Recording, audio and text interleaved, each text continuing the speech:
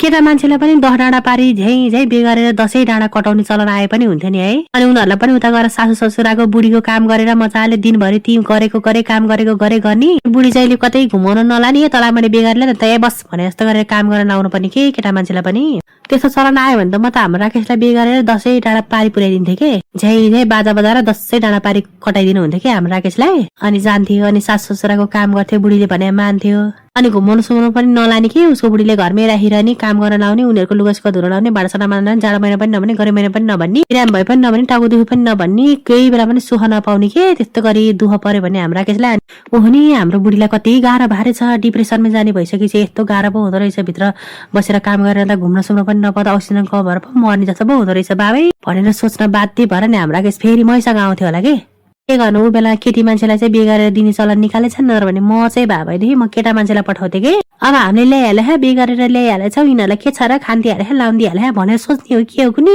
ऊ चाहिँ बाइक लिएर गुटुङ टुङ गाको गाई गर्ने घुम्नलाई हामीलाई चाहिँ कतै पनि घुमाउन नलाने के र मेरो बुढीले मासु भन्ने चाहिँ यसो गयो भनेदेखि धेरै खर्च हुन्छ भनेर नलगे हो कि के भएर नलायो मरे नलाने बरु मलाई घुमाउनलाई पनि म मकै पोको पारेर कुटु खाँदै घुम्थेँ के। अब यो भिडियो